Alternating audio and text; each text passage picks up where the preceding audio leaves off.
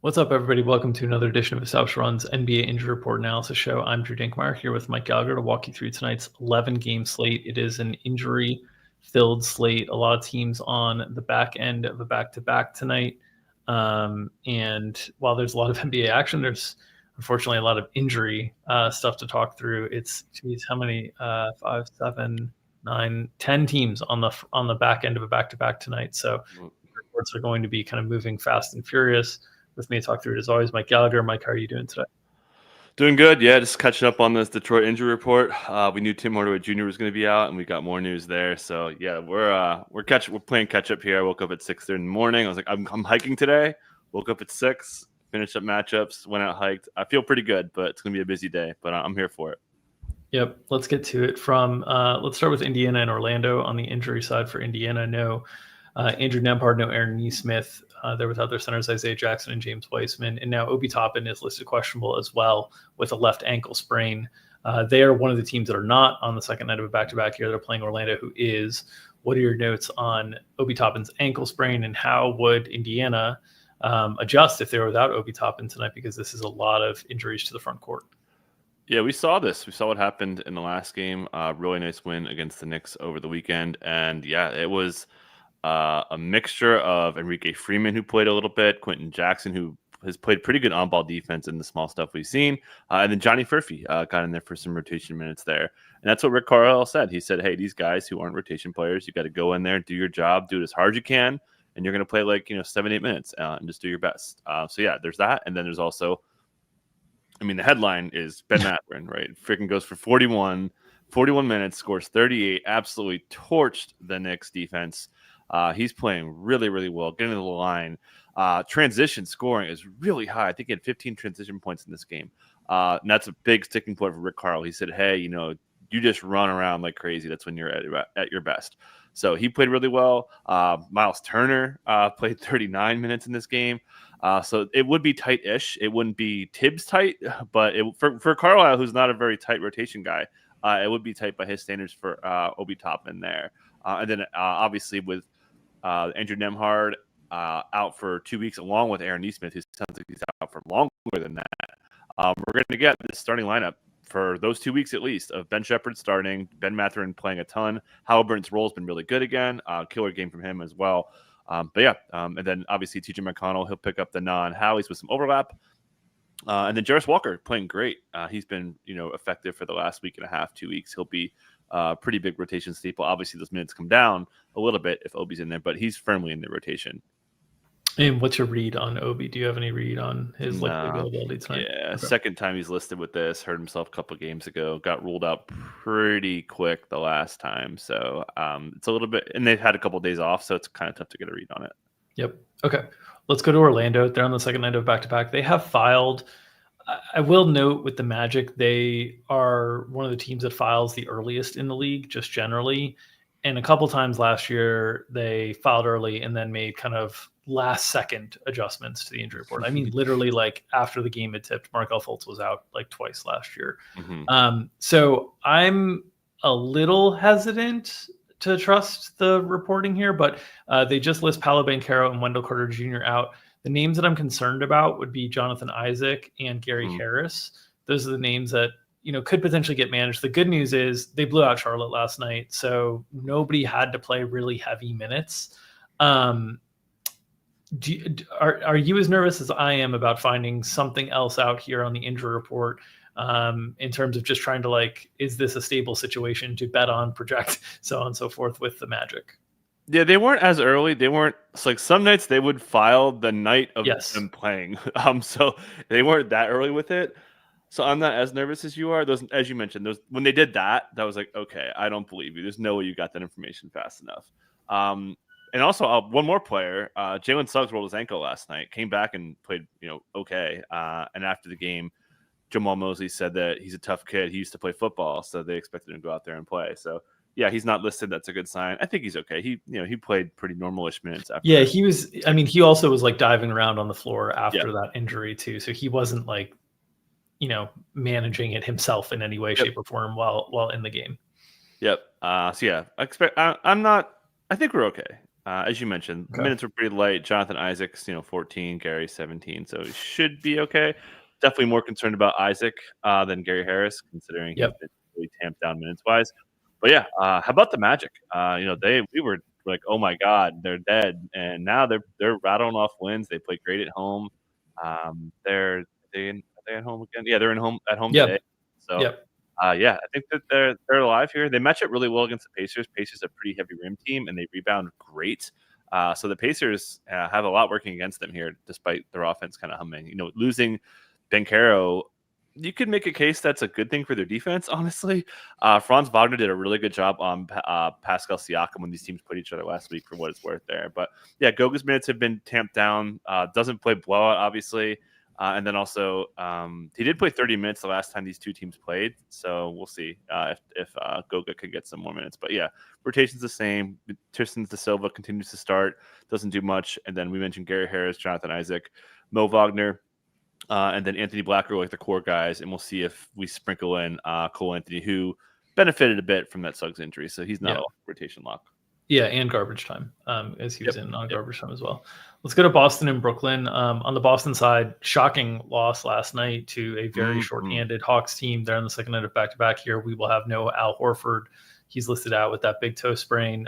It's really just a back-to-back kind of injury management situation. Yeah. No Jaden Springer, no Baylor Shireman on G League assignment. Tatum's not listed on the injury report. He was questionable yesterday, played 37 minutes. Did not look like his normal kind of aggressive self, played pretty passive, just generally. He's like the leading scorer in first quarter points this year. I don't think he scored in the first quarter in this game until very late in the first quarter. So it didn't look like the same Tatum. I don't know if that was injury related. I don't know if that was just game flow. But what's your notes here on how we see the Celtics line up without Al Horford tonight? Yeah, we knew Horford wasn't playing. We kind of had him out in projections even before we got the news. So he'll be out. It is almost certainly going to be Neemias Queta getting the starting lineup. We saw him start before, starting for Jaylen Brown earlier. And now you would just assume he's going to slot into the center spot, starting lineup quite confidently. That's an easy one. The next part's hard. Who fills in behind him? You see Luke Cornett only played 4 minutes. He only played 6 minutes before that, coming off a hamstring. Had you gone back in time and like you missed the last week of basketball, you'd be like, oh yeah, give Luke Cornett the 20 whatever minutes that Neemias Queta doesn't get, and you're done. But I don't know. The Nets play fast. There's been some commentary from opposing coaches saying they had to play smaller. So we could see some Tatum small ball stuff, which we saw a little bit of that last year, which means a little bit more Sam Hauser. Maybe Jordan Walsh gets in the rotation. So we've got it mostly going to Luke Cornett as the backup behind Queta, but don't be surprised if you see some small stuff. Unfortunately, Peyton Pritchard didn't have it going last night. Sad. And yeah, man, what a terrible, terrible game. 20 offensive rebounds allowed, 20 turnovers. You're 16-point favorites and you lose. And that's why you lose. You can't do that. So imagine Boston shooting 40% from three when they're 16-point favorites and they freaking lost at home, right? Like you just would never imagine that. So really poor game from them. And just shout out to the Hawks, man. Like that's a really incredible win to get there. Yeah, Dyson Daniels remains incredible with his defense so far this year, and the offensive rebounding was definitely the difference last night. Brooklyn side of things, they are not on a second night of a back-to-back, but we do have Ben Simmons listed questionable with left calf tightness. So all the Ben Simmons injuries that we've had to this point in the season have been related to back-to-back situations and injury management. This is a new one in the sense that it's left calf tightness. It's not injury load management or anything like that. Dorian Finney-Smith, who missed last game with a left ankle sprain, he popped up late on the injury report with that. He's still listed questionable with that same left ankle sprain. They did list a couple of G Leaguers available here, Jalen Martin and Derek Whitehead. They're still without Day'Ron Sharpe and Trendon Watford. So what are your expectations on what we see from Brooklyn tonight? Did I lose you? Yeah, sorry. I got you. I just missed the last part. What do you say? What are you expecting to see from Brooklyn tonight with the Q tags on Dorian Finney-Smith and Ben Simmons? So I think Ben's not playing. Ben had left calf injuries keep him out in 2022 and 2021. Again, late ad. I'd be honestly shocked if he played. So he's out. Dorian Finney-Smith probably coming back. Is this I hypothesized this. Was this like we want to play this guy, Dorian just sit out?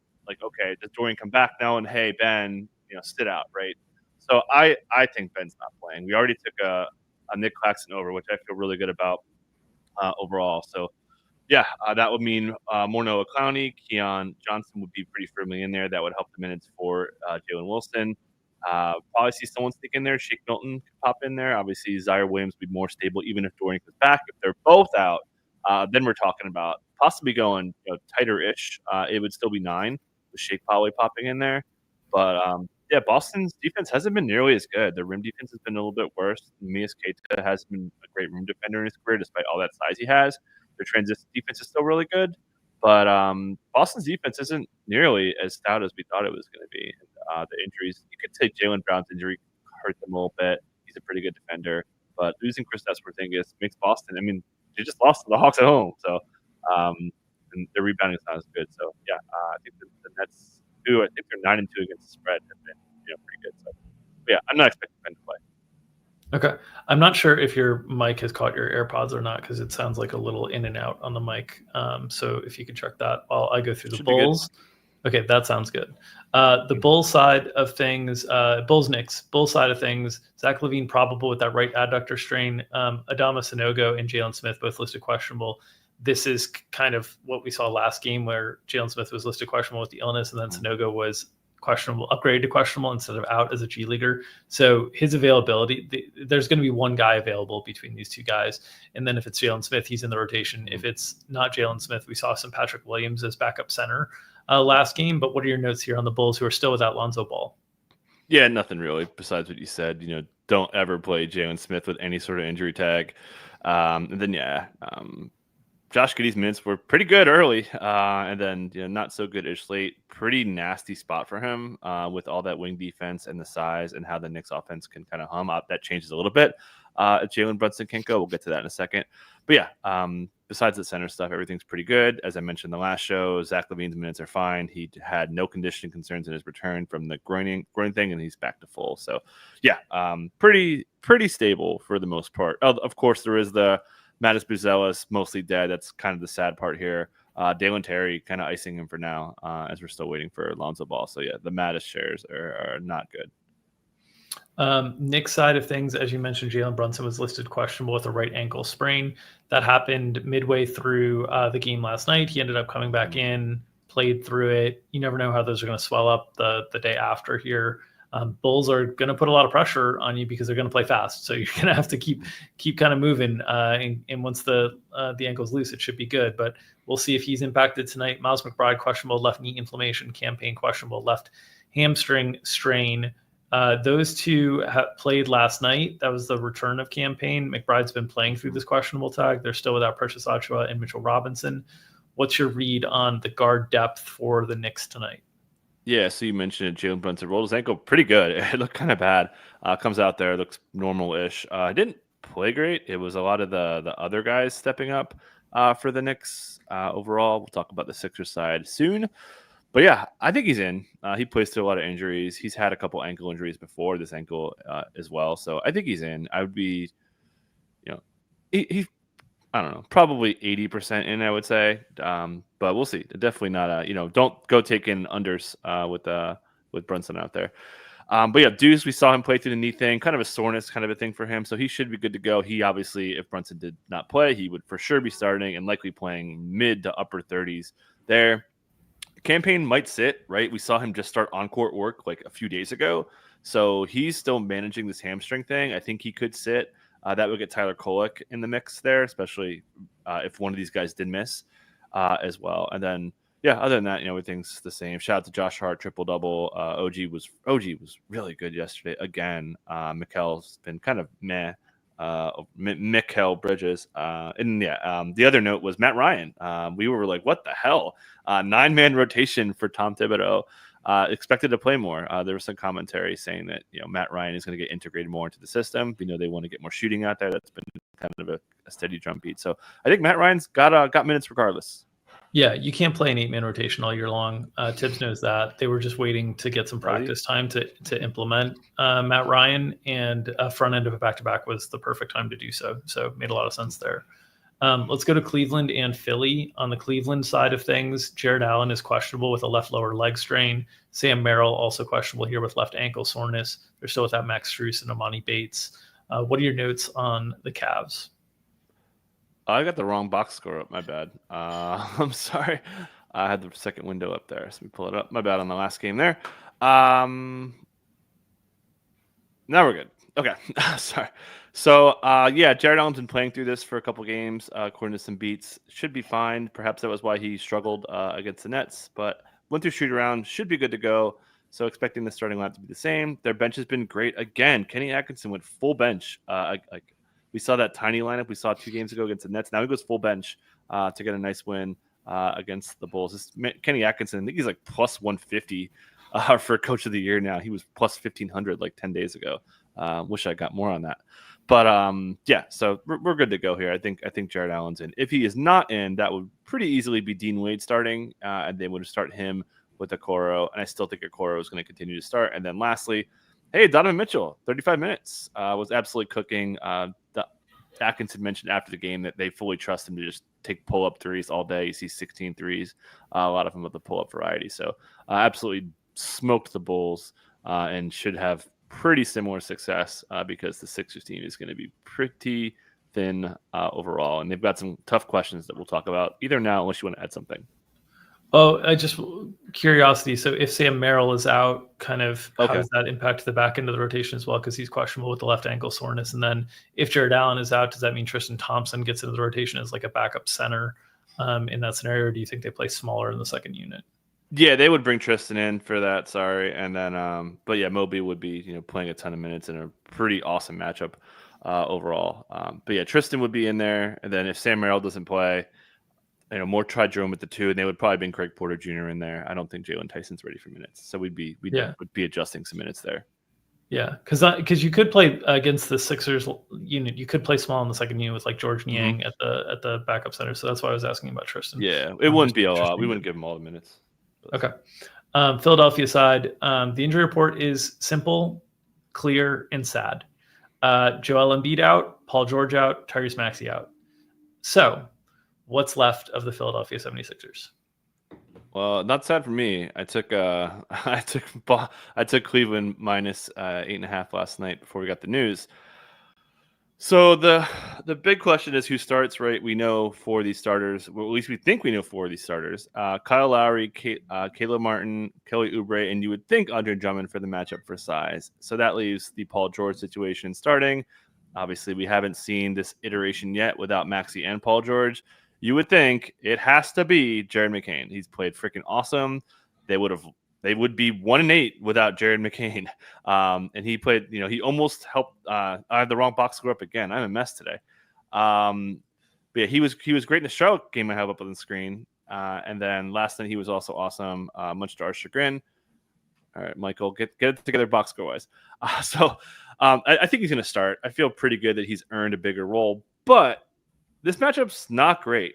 Caleb Martin's their main on-ball defender. They use a lot of Kelly Oubre on the wing for wing defense. So I think I wouldn't be shocked if they start KJ Martin here just to get a little bit of size and put something in front of Evan Mobley. It's because you're either asking like Kyle Lowry has guarded a lot of 4s, not a lot of Evan Mobley 4s. So I'm like probably 80% sure it's still going to be Jared McCain because he's playing too well. Curious on your thoughts on percentages, but it could be KJ Martin. And then I wouldn't be totally shocked. It is Nick Nurse that they start Gerson Yabusele and just go big and then run a tighter front court. But has Drummond played well enough where you trust him for that amount of minutes? I don't think so. And they may want to pull that card if they want to start Yabo in the second half, which is again a horrible decision. It's a risky decision against the Bigs Cavs front court. But yeah, expecting McCain to start. And then, these guys being out gets Eric Gordon back to life. It gets Jeff Downton really secure. And then we'll see if they bring Reggie Jackson in. But so what's your thoughts on the McCain starting likelihood? I think, he's been the primary sub for Paul George the last few games. So I think it makes sense that he would be the starter in this spot. Obviously, in terms of how they match up defensively, there's challenges, but we also don't know what we don't know if Jared Allen's going to play yet. So I think a lot of this is fluid with if Jared Allen didn't play, I feel very confident it's McCain. because you really only need one big out there. You're not getting concerned about that in any way, shape, or form.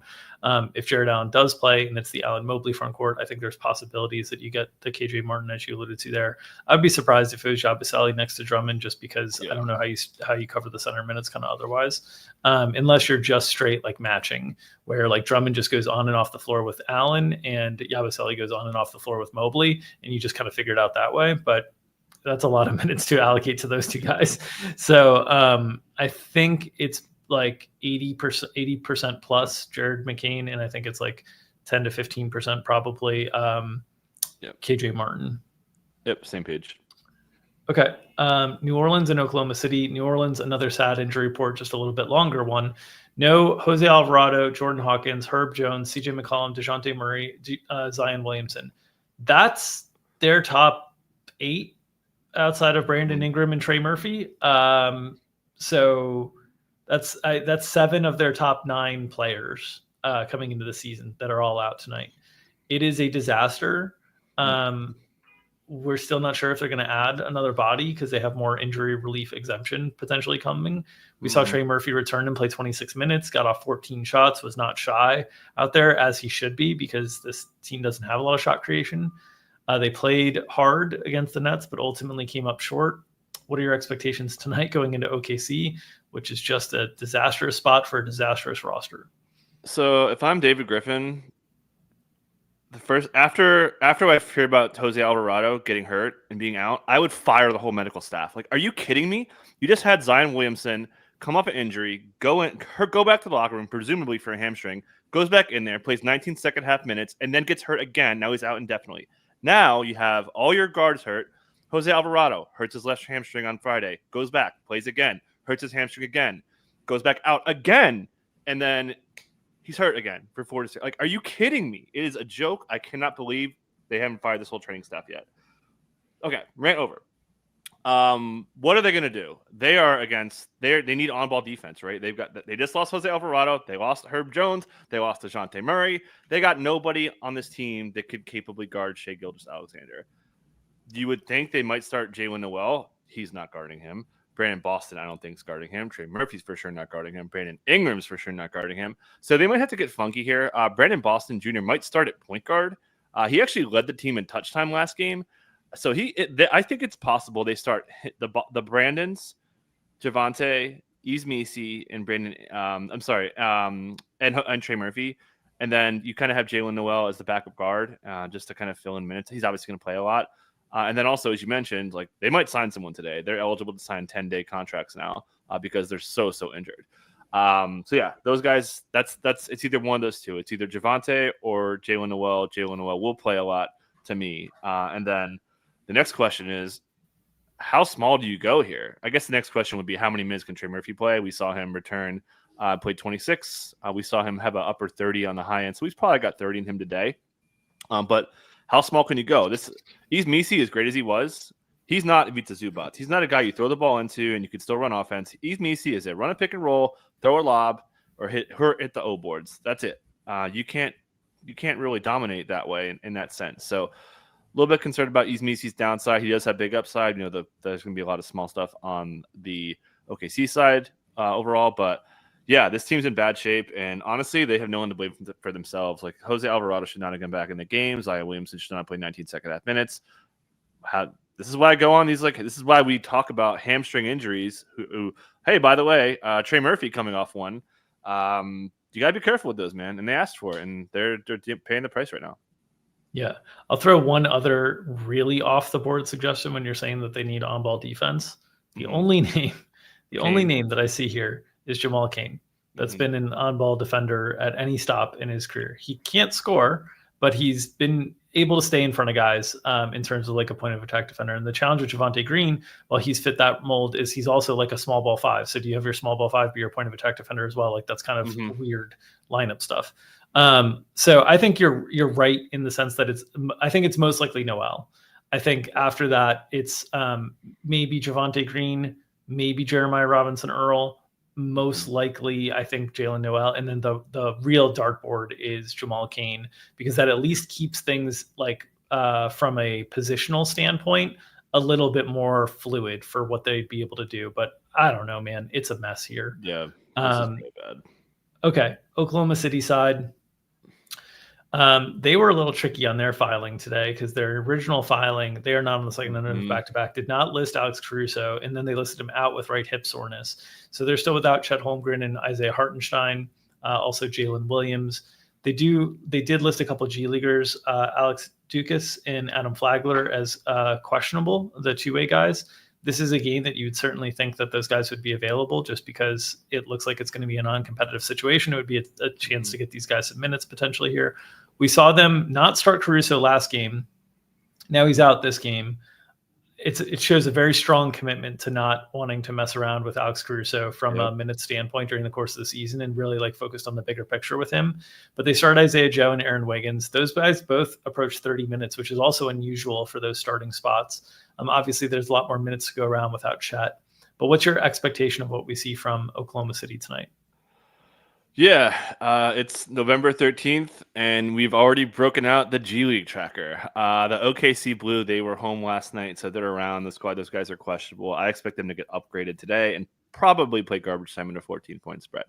So there's that. As you mentioned, are they just keeping Caruso out? Like, I think that may just like, all right, hey, we're 14.5-point favorites. We're at home. This team's trash. So just like sit out, dude. So that's kind of my thoughts there. The next question is, as you mentioned, I think that they might start this way again. I wouldn't be surprised if they flip it. You know, we've been playing the guessing game all along. So could Isaiah Joe or Wiggins come out and then Casey Wallace go in? I think that's on the table. Could they start bigger? Could they start Ousmane Dieng?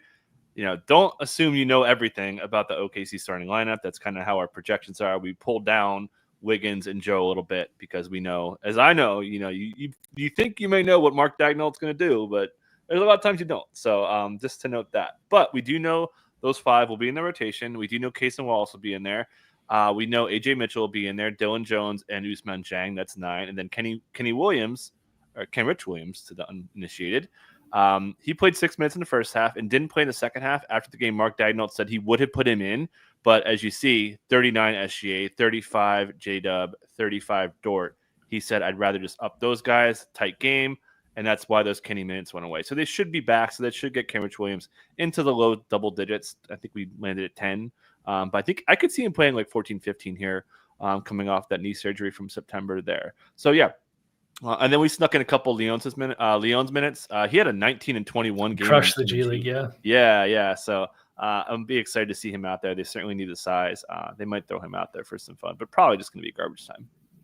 Yeah, I would note that their upcoming schedule is pretty comfortable too. They have a back-to-back next Tuesday and Wednesday, and then they have like 4 days off after that. So like they're in a spot in their schedule where this game, if they can look, we saw Boston not be able to take care of business last night, but if they can play to the spread of this game, it's definitely a spot to take the foot off the gas a little bit, get a look at other guys, and then they'll have 3 games in 4 nights, and then they have another 3 days off. So like they can manage their way through this time without Chet, without Hartenstein, pretty effectively here. Yep. And shout out to me on the DFS show. I said, "Yo, SGA, go score 40 and carry this offense." Didn't flag plan now, but good flag plan for me and Curry yesterday though. Detroit and Milwaukee on the Detroit side of things.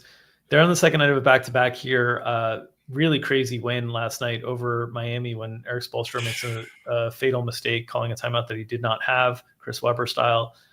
They are down a number of bodies today, though.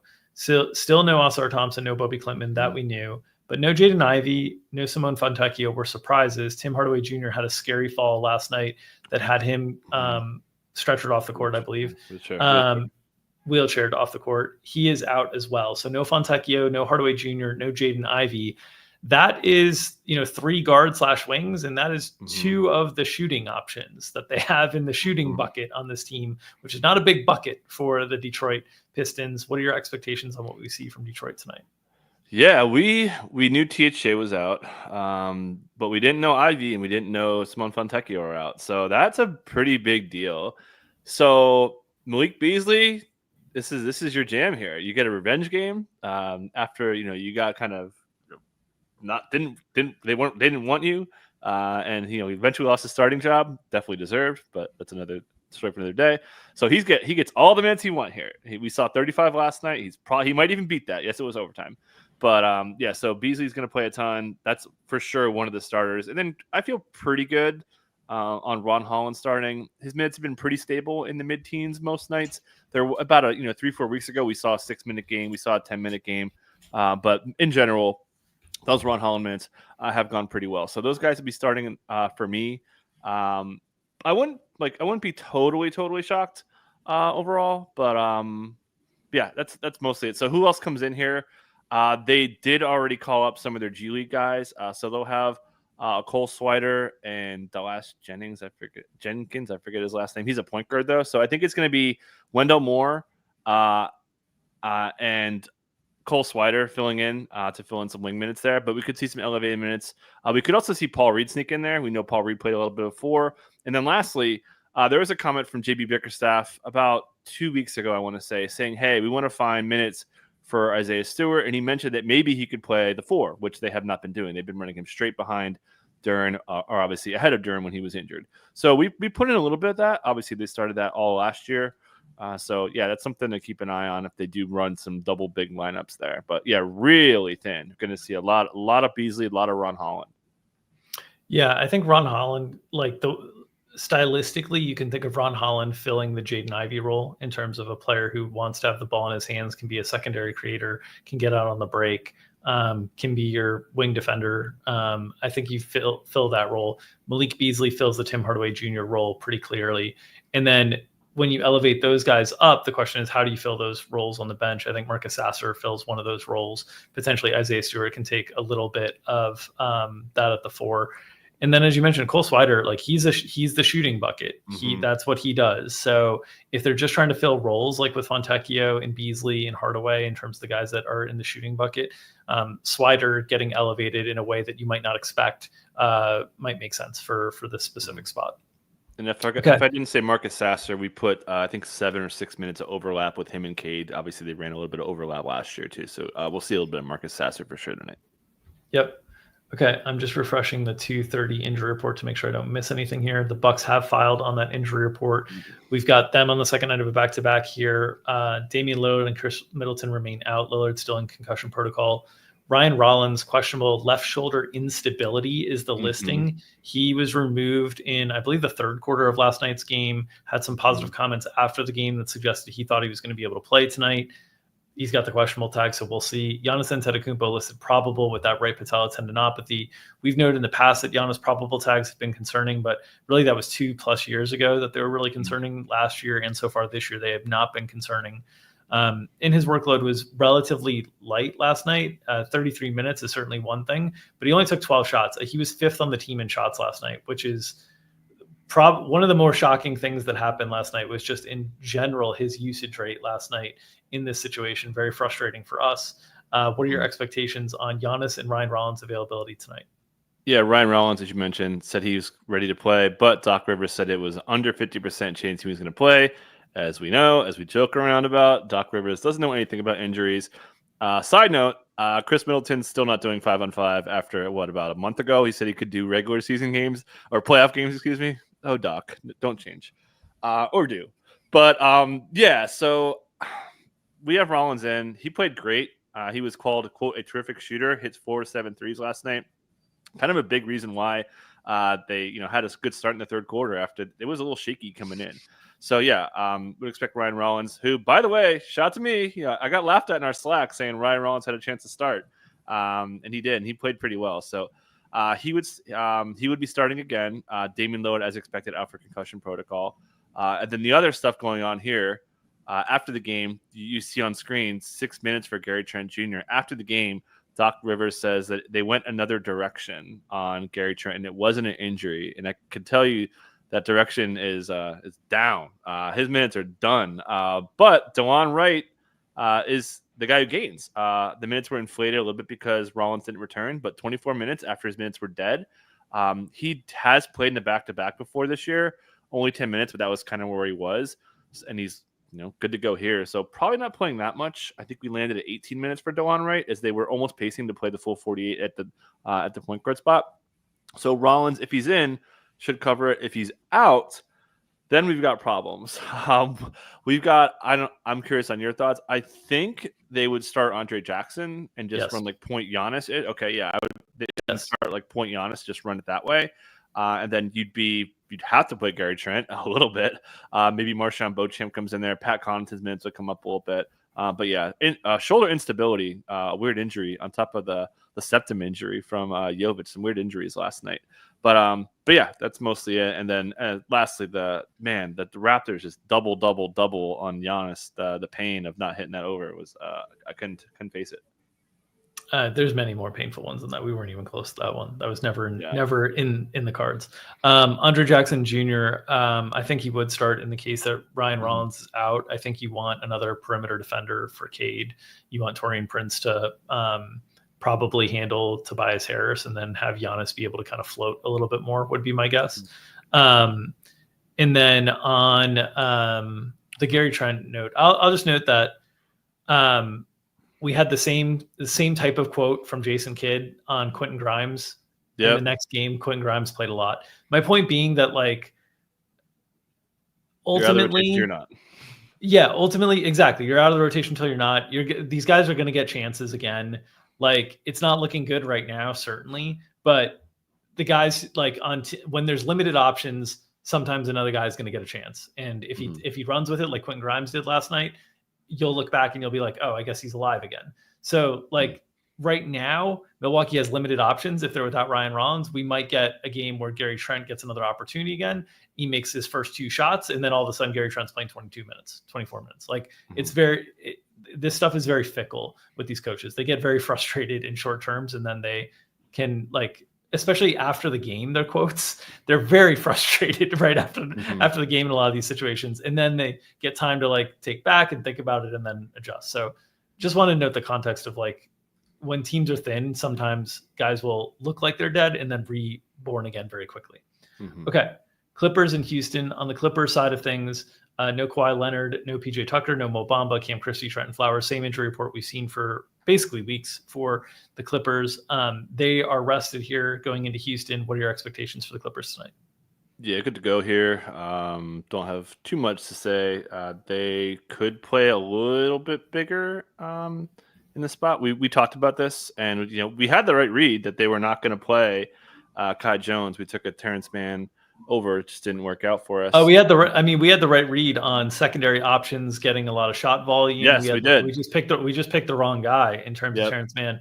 Mann got buried. I'll take this one to Go start. for it. Like, so Mann refused to take a layup, refused to take open threes. If you're not going to shoot, Ty Lue is like, get out of here. Like, if you because so many NBA coaches, if you listen to NBA coaches over the years, the thing that they will say over and over again is you need to take the shot you're supposed to take, because the offense doesn't work if you don't take the shot that you're supposed to take. And so Terrence Mann was not taking the shots he's supposed to take. He's out of here. Chris Dunn, Amir Coffey, they got better chances in this one. Both of those guys, Chris Dunn's shooting the ball incredibly well the last 3 years, like 40+% from three, which is crazy because his first, like, 6 years in the league, he was like a 27% from three shooter. But those man minutes, a guy that we thought, like, in the last 3 years, we thought Terrence Mann was a guy, you can't trade Terrence Mann. He's going to be like this ultimate glue guy. Like, he's the guy you need.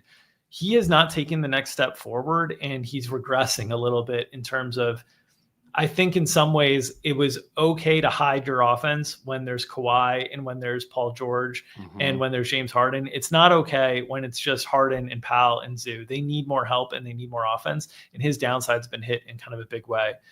So yeah, Derek Jones Jr., he's the one who benefited in this game in a big way. He was finally able to stay out of foul trouble. That's been his big issue, is that, like, he has these games where he craters because of foul trouble. And so these two guys have been super frustrating to project for us. We're showing overs, like, constantly on them. But Terrence Mann, I think the minutes floor has really kind of fallen out from under him because of his unwillingness to shoot. And then Amir Coffey and Chris Dunn played really well in their absence, and that cut down also. The coach quote that we had before here was James Harden and Kevin Porter Jr., we're going to see more overlap. No. Not in this one. Not against OKC. Not against a kind of ball pressure defense. They wanted to really make sure that they had better defenders and floor spacers out there than those two on the floor together. Houston, sort of similar to OKC in that regard. I wouldn't be surprised if we get a different matchup, like we get a Utah on the schedule or something like that, and then you do get the Harden, Kevin Porter Jr. overlap again. But again, I think a lot happened in this game that is interesting for the back end of the rotation, which is interesting for us from a betting perspective, not super interesting to most like fantasy players out there. Yeah, and I'll add KPJ. Besides that one game he had, and he had like 2 good games. He's still not playing well. He's dead last in half court efficiency among 119 guys with 100 possessions. So certainly not a great season. But yeah, Dunn's been great. And as you joked about in our Slack, we were like, "Oh, is Mann going to lose his starting job?" You're like, "Yeah, maybe in the second half." I'm on alert for that, man. Like I'm going to be looking for Clippers starting lineup for sure to change there for sure. And Chris Dunn, remember, Chris Dunn was a better prospect than Terrence Mann. Like, I know we're like way removed from their career, but Chris Dunn was a lottery pick. I mean, he was a very highly regarded prospect, and he's played really well the last few years in his role, which has been great to see. But yeah, I think it's interesting. I think Terrence Mann, you're going to see this go one of two ways. You're either going to see Terrence Mann take it upon himself to be more aggressive and prove that he can be in that starting lineup, and you're going to see like a Terrence Mann scores 14 game, or you're going to see Terrence Mann continue to lose playing time. Because I just think Ty Lue's done with, like, you got to take the shots that are meant for you to take out there. Yep. And two more things. Just James Harden gets a tough matchup against these good Houston guards. Zubac's leading the NBA in paint touches. We'll see if they kind of wear down Şengün in this spot. Yeah. Harden held his own reasonably in this OKC game. I mean, I know that sounds crazy, but like 17, 11, and 9 with just 5 turnovers against that OKC defense is not bad. All right, Houston side. Fred VanVleet, questionable left hamstring soreness. He was a surprise, not surprise that came on the injury report. It came middle of the day, kind of out of nowhere that he was out last game. It wasn't like a late injury reporting situation, but just a surprise in terms of we weren't seeing it. He's questionable today. Again, Steven Adams questionable again with the injury recovery tag. Jock Landale probable. Those two rotated games on the back-to-back last time. So I wouldn't be surprised with Landale probable if like you see kind of more maintenance situations here with Steven Adams at times. But Adams is probably the one that's getting that role tonight. Cam Whitmore still out on the G League. He's not scoring 40 a game down there. He's in the 20s. Been surprising. Yeah, I've been keeping an eye on it. But what are your notes and what's your read on Fred VanVleet's availability today? Yeah, didn't see Leon's from OKC having better G League stats than Cam Whitmore. I think VanVleet was back-to-back related. You see a soreness side, that's usually where you're at. So I think he's back, but hamstrings, pretty big theme here. Right. Maybe New Orleans isn't too far, so maybe they're careful here. They've got the depth. We've talked about this all offseason. They've got plenty of depth. They didn't miss it. Obviously, it was against the Wizards, but they still got Aaron Holiday. Still got Reed Shepherd. They still playing Torrey Eason a ton. Amen Thompson's been awesome. So yeah, they made this. All right, we're good. But this is different though. I think because this matchup is valuable. Like they could potentially be fighting this team for the playoff seeding. So I think he's in. That would move Amen Thompson back to the bench. Obviously, if VanVleet sits out again, that would be Amen Thompson starts and all that good stuff. But yeah, I think he's going to be in, which would take Aaron Holiday basically out of the rotation. And then cut Reed Shepherd down to like low teens. Surprised he only played 17, by the way, partly because Jalen Green played a bunch. And then lastly, big game from Alfred. Huge games in a row from Alfred Şengün. Does get a significantly tougher matchup after 2 easy peasy ones in a row. Yeah, I'll just note with Houston, they have a really heavy schedule the rest of November. They have 9 games here in the last 17 days of November. It includes a back-to-back on the 17th and 18th, a road back-to-back Chicago, Milwaukee, and then a home back-to-back on the 22nd and 23rd against Portland, and then a road back-to-back Minnesota and Philadelphia on the 26th, 27th. So 3 back-to-backs in November, just meaning that you might see them play the cautious side of a questionable tag right now with Fred VanVleet. If it's truly questionable, it's not just last game was a back-to-back related thing, just because the schedule is so heavy kind of in this time. Okay. Let's move to Washington and San Antonio. On the Washington side, pretty straightforward here. No Malcolm Brogdon, no Sadiq Bey. Rashawn Holmes listed available with non-COVID illness. He hasn't been in the rotation, so really nothing to hit home about there. What are your notes? Kyle Kuzma return, got 24 minutes. What are your expectations for any sort of minutes timeline there? Yeah, it should be up a little bit. Pretty clear they were going to keep him at 24 here. Shout out to us for the under. Yeah, he'll probably be upper 20s. I think that they're going to take it pretty easy. Didn't get any details on expectation yet. We'll see if that changes. So yeah, I think he'll be in 28, 30 for this one. Came out okay. Obviously wasn't out that long from a Gordon injury. Didn't give us any backup. We were like shocked that he popped up on the injury report the next day and not on there, coming on a back-to-back. So yeah, should be good to go. But I guess the story was still pretty tight. They ran a lot of pretty tight rotations here. Keyshawn George played 25. Kispert still got 34.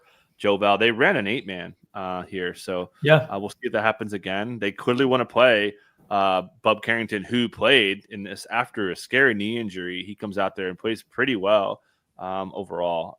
So yeah, I expect them to start. Matchup, do they go bigger? I think they want to start Alex Sarr again, which sounds terrifying. And 100%. Yeah, yep. And that's why I covered boy Victor Wembanyama for matchups. They want to kind of like throw him into the fire, have the quote-unquote growing pains, according to Brian Keefe. So God bless you, sir. Going to have a tough time protecting this good. It also makes no sense to start Valanciunas against Wembanyama, right? Like, what's Valanciunas going to do? Wembanyama is just camping out at the 3-point line right now. Like, Joe Val doesn't want to leave the paint. He's not going to do anything out there. So Joe Val match up his minutes against Zach Collins makes total sense. Sarr's been terrible, but so bad. He's got to grow, got to learn. San Antonio side, Jeremy Sohan remains out, as does Trey Jones. Malachi Branham remains questionable with that right ankle sprain. What's your read on Malachi Branham's potential return? Yeah, he was game time last time after early rule out 2 games ago. So that's usually a sign he's going to be back. He'll be game time again, I would say. So yeah, I feel like he's got a good chance to play. That would shift things a little bit. That would take a little bit of minute ceiling away from Stephen Castle, who's played over 30 in the last 2. Would take Sandro Mamakavashvili out the most, I would think. They like him for bench scoring. Mitch Johnson talked about that a little bit after the game. And then Julian Champagne's minutes would come down a little bit as Devin Vassell I'm still expecting Vassell off the bench and keep their minutes kind of stable in that mid-20s range because he's been off for 7 months. So yeah, that's mostly the rotation. And then got a note, Greg Popovich suffered a mild stroke, expected to have a full recovery. So shout out Pop, all the best, and hope to see him on the court soon, but hopefully not for too long. It's tough coaching out there. This guy has been coaching my whole adult life and then some. So it's heart goes out to Pop and hope he's back out there. Yeah, that one hit me. My dad had a stroke a couple years ago now, and the recovery has been, it would be classified as a mild stroke because he's doing great now. But the recovery is just really challenging for loved ones and like really scary. So shout out to Pop and the whole family. And I just hope for a great recovery. And if we don't ever see him coaching on the sidelines again, I'd be totally cool with that. It's been a pleasure. And have loved having Pop kind of in my life the last 20 years with his wisdom, his care for his players and all those things. So shout out to Pop and his family. Memphis and the Lakers on the Grizzlies side of things. Brandon Clark questionable, Marcus Smart questionable, Vince Williams doubtful. So again, upgrade on Vince Williams. They're still without John Morant. They're still without Gigi Jackson, Desmond Bane. What are your expectations on Marcus Smart's potential return? He should be back. Went through full practice. We saw the doubtful tag last time, which is Memphis code for, hey, he's ready to go. So expecting him to play. The next question's tough. Who starts? Because Jalen Wells has been great. Santi Aldama has been great. The starting lineup has been great. Scottie Pippen's been awesome. Who do you take out? I think you don't take anybody out. I think you just bring Marcus Smart off the bench, keep his minutes down. We know he's really injury prone. If I'm wrong, consider. So it ties in a little bit. If Brandon Clark's out, I feel like you should take Santi Aldama and put him on the bench, start Marcus Smart next to Jalen Wells and start that way. If Clark's in, I think you could maybe just go Jalen Wells, who's kind of the newest guy to enter the starting lineup. I think he would go to the bench, kind of be a 6-man scoring punch. But got to note, man, Jalen Wells on top of the scoring, he has been guarding his ass off. He's guarded, I think Damian Lillard, Anthony Simons in this game, somebody else. He's picked up the number one option along with Scottie. So he's been great. So shout out to Jalen Wells. Minutes are going to be pretty stable. John Contrar's minutes would get pretty hurt here. I think Jake LaRavia's minutes would get hurt a little bit. They were subbing Laravia behind Marcus Smart in the preseason for what it's worth. But yeah, expecting Smart back. And then Vince Williams, again, doubtful tag today. Should mean he's back Friday. I think they play the Warriors on that game. Checking real quick. Yep, they play the Warriors on ESPN. So, but yeah, expecting Marcus Smart to have a minutes limit, which also kind of makes sense. So I think they bring him off the bench. Yeah, I think that kind of. And then shout out Luke Kennard, 11 dimes, and just an absolute bloodbath of a game against the Blazers. Yeah. This is the best developmental organization in basketball, by the way. Mm-hmm. I know like everybody's like, oh, the Thunder are like incredible and whatnot, but like the Thunder just draft incredibly well. I think they draft and develop really well, but this team, like, look at what Scottie Pippen Jr. is turning into. Mm-hmm. Look at what Vince Williams Jr. turned into last year. Look at what Santi Aldama has turned into over the course of the years. And it takes time with these guys, but once the Grizzlies get their hands on guys for a couple of years, they really, really get a lot better. So 7-4 with this much lost time from Jaren, Ja, and Bane in the Western Conference is a heck of an accomplishment to start the season. Yes, the schedule has been on the softer side of things with a lot of Eastern Conference opponents, but man, the Grizzlies are really, really, really, really sharp organization, and easy to root for as an organization. Okay. Lakers, D'Angelo Russell probable, Anthony Davis probable, Jackson Hayes out, and that goes along with Christian Wood and Jared Vanderbilt out. So they're very thin in the front court. Anthony Davis, he's listed with probable with the left plantar fasciitis, but he had some questions marks about leaving for getting poked in the eye and if he would have to wear goggles, and he really said he hates wearing goggles, so he's not interested in doing that. But no Jackson Hayes here. What do you expect? How do the Lakers make up for the lack of front court depth here? JJ Redick said that Christian Koloko is their third big. So we saw Christian Koloko get in the rotation. Interestingly, the last time they played the Grizzlies, because AD was out for that game for that foot injury. So yeah, it'll be Christian Koloko playing the non-AD minutes, probably not getting overlap.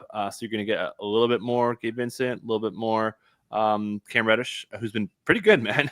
Like, we used to love clowning Cam Reddish, but there's no denying this dude has earned his starting job, and he'll keep it until further noted. So yeah, don't connect, picking up a couple minutes overall. So that's pretty easy to cover the Jackson Hayes, but man, they like Christian Wood setback, Jared Vanderbilt not close yet. They got nobody left. If AD goes down, like, they are gonna lose so many games because they've got no security behind him. As you mentioned, left eye injury again. I think this is like his third or fourth left eye injury. He gets hit in the eye a ton, which is not surprising how he plays. So I don't know why he doesn't put goggles on, but we'll save that for another day. But should be good to go. Did have trouble seeing after the game, according to JJ Redick. Probably still going to play a lot. They need him, as I just kind of alluded to there. And then LeBron, got to note LeBron, 16 assists. He has 22 potential assists in the last two games. This lineup change has ramped up his passing in a big way with D'Angelo out of the first unit. And he killed the Grizzlies last time, 39. That was without AD. And also should note, he's taken it to Marcus Smart. I was looking at some box scores, and Marcus Smart guarding him, he's had some pretty good games. So, exciting game. One other note, the last time these two played was last week. I think it was Wednesday. The Grizzlies had 51 transition points, reference point. Like only like 3 teams in the league have more than 25 per game. That led to JJ Redick having his whole Friday film session was all about transition defense. So JJ Redick's like, okay, if you don't cover this transition defense, like I'm going to make you listen to my podcast for the next 2 days or whatever. Which would be great. JJ Redick's pods are awesome. This is a D'Angelo Russell message. The LeBron note. I mean, I've been very very emotional over the last week or two, and one of the things that has been making me like very emotional is just recognize, like, last night watching Golden State, watching Steph and Clay play against each other, watching Clay get the ovation that he got from the Golden State fans, watching LeBron continue to do stuff at this age that he's doing. Watching Jokic continue to put up the numbers that he's putting up it's just like, we are so lucky to be able to watch these talents and these players, and especially in the case of Steph and LeBron, do these things for so long. Popovich, another thing that's like tied for like 20 years. So a lot of these things have been making me feel very emotional about basketball of late. And LeBron is just incredible, man. Just absolutely unbelievable that he's out here for stretches of games, carrying a team at age 39, 40, whatever he is, and putting up triple doubles and insane stats, like just remarkable. Okay, Minnesota and Portland. If I can add one more thing really quick. Yeah, JJ Redick, after like at least two press conferences, he's like, yeah, LeBron James plays the hardest on the team. Like he's gonna be freaking 40 in a month and a half. Like it's insane. It's wild. Yeah, it's really incredible. Like really appreciate the talents that you have while you're still getting to watch them, because it is I don't know how much longer we have with these guys. Every year feels like I'm saying that, but it's been a blessing to continue to watch these guys play at this level. It's incredible. Minnesota and Portland. On the Minnesota side, this is a front end of a back-to-back for both, or back into the back-to-back for both of these teams. Minnesota lost in Portland last night. We have not seen the Mike Conley come up on the injury report on a back-to-back just yet at this point in the season. I don't know if we'll see it tonight. They have not filed as of this point in time. Are there any things that you're looking out for on the Minnesota side tonight? Just sit Conley, man. Enough. He's not playing well. I don't know. They need to think about bringing him off the bench at this point, just because Nickeil Alexander-Walker has been freaking awesome. Night in, night out, Nickeil Alexander-Walker makes life hell on whoever he's guarding. So this defense isn't good. They're like average defensively. Their rim defense is average. All the stuff they hung their hat on last year hasn't been there. Julius Randle's been pretty bad defensively. Even my guy Jaden McDaniels has been kind of not as good defensively here. So there's that. And then, 21 turnovers against the Blazers. Like, what are you doing? Anthony Edwards talked about that after the game. And yeah, he just was like, it wasn't his fault. There was, other guys turning the ball over. But zero rebounds for Ant was quite weird. But I digress here. So yeah, I think Conley's got to sit for for a couple of reasons. One, he's Mike Conley. They said they were going to cut his minutes and games down. And two, like this team not playing great. Like they need to find something. They need to figure out if Josh Minot stuff was legit. They need to figure out what the hell Rob Dillingham is. Sit Mike Conley out, give those guys some minutes. And then also Chris Finch said that they're going to add guys in the rotation, which also could be a bit of a wink of Mike Conley not playing. So I think Conley's sitting. We have him in projections right now. Dante DiVincenzo has been pretty disappointing, missing a lot of open three-point shots overall. Nas was pretty good offensively, 28 points. You'd think great game. Time Lord took him. He went back in time and made Nas Reed look like a 5-year-old, man. Like he absolutely took it to him. So yeah, shout out Time Lord. But yeah, I think Mike Conley sits today. Yeah. And agree with you that when a team's like struggling and they're struggling with starts, this has been kind of consistent for Minnesota. They're struggling with starts. Some of that might be, let's just get some youth in. Let's get some energy. Let's see if we can play with a little bit more energy from the jump, and just change the vibes a little bit. So I wouldn't be surprised to see a Dillingham get into a rotation tonight. Portland side, Anthony Simons gets hurt very early in this game, ruled out very quickly with a chest issue. They were without without DeAndre Ayton last night. Nurkic also sat last night, just different team. DeAndre Ayton sat last night, so we saw Donovan Clingan start. He really struggled with fouls. Very effective defensively when he's on the floor, but fouls are going to be an issue for him because he's a young player and he's trying to figure it out. So we saw Time Lord play exceptionally well. Plus 13 minutes, 25 minutes, 19 and 9, 3 steals, 3 blocks, a classic Robert Williams line. He has been a player that we've been concerned about on back-to-backs in the past. So what do you think we're going to see on the Portland injury report? They also have not filed.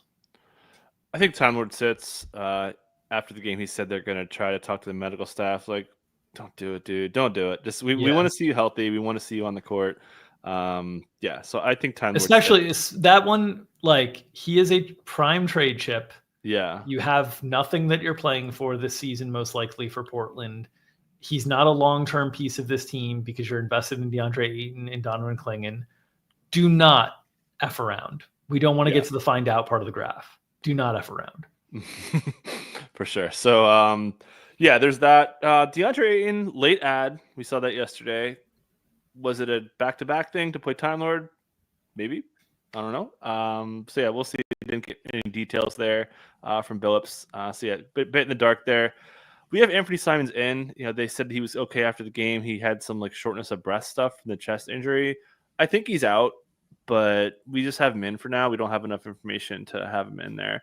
And then Shaedon Sharpe shout out to us. Another good bet. The anti-Giannis bet goes out there, plays 33 minutes, and gets a lot of really good commentary after the game from Chauncey Billups, saying they want him to be aggressive because he, quote, is just that good. They want him shooting a ton. That was the story all along. He'll start for as long as he's healthy. But back-to-back, hasn't played one yet, coming off a pretty legit shoulder separation injury. Tear, not a separation. So keep an eye on that. So we're watching a lot. We're watching Time Lord. We're watching Ayton. We're watching Sharp. We're watching Ant. There's a whole lot going on here. Would also note a couple other notes here. Sharp clearly benefited from Anthony Simons being injured as well. That opened up more usage. Scoot comes in, 3 quick fouls.